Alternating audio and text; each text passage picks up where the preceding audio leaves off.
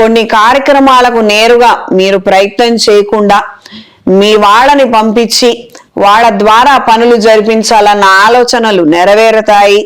సక్రమంగా మంచి మార్గంలో అవి వెళ్తాయి. లీజులు, లైసెన్సులు, టెండర్ల కోసం చేసే ప్రయత్నాలు కలిసి వస్తాయి.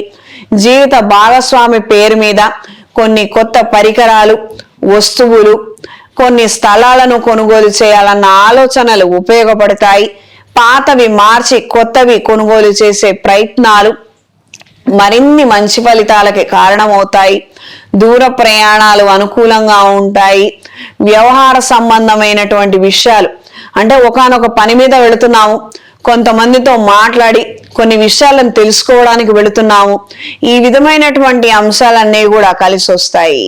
ఈ రాశిలో జన్మించిన స్త్రీలకు ఆరోగ్య విషయాలలో మంచి ఇంప్రూవ్మెంట్ కనిపిస్తుంది.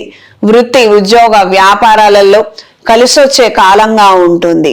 క్రితం ఎప్పుడో పెట్టినటువంటి పెట్టుబడులు ఇప్పుడు రెట్టింపు అయ్యి మీ మానసిక సంతోషానికి కారణం అవుతాయి. అప్పుడు ఒక స్థలం తీసుకున్నాము లేదా కొన్ని వస్తువులు కొన్నాము, ఇప్పుడు వాటి ధర పెరిగింది. ఇది డైరెక్ట్గా మీ చేతిలో ఉన్నటువంటి ధనాన్ని రిఫ్లెక్ట్ చేయకపోవచ్చు, కానీ మీ ఆత్మవిశ్వాసం మాత్రం పెంచే విధంగానే ఉంటుంది.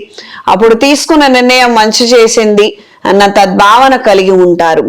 గత స్మృతులు, గతించిపోయిన వారి జ్ఞాపకాలు ఎక్కువగా ఏర్పడే అవకాశం ఉంటుంది.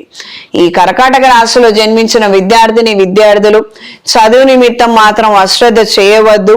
హైయర్ ఎడ్యుకేషన్ కి మంచి అవకాశాలు ఉన్నాయి. గట్టి ప్రయత్నం చేయండి. పునర్ప్రయత్నాలలో ఎక్కువ మేలు జరుగుతుంది. ఈ రాశిలో జన్మించిన వారికి ఈ వారం కలిసొచ్చే రంగు ఆకుపచ్చ, కలిసొచ్చేది పడమర, కలిసొచ్చే సంఖ్య 5. ప్రతిరోజు కాలభైరవ అష్టోత్తరాన్ని పఠించండి.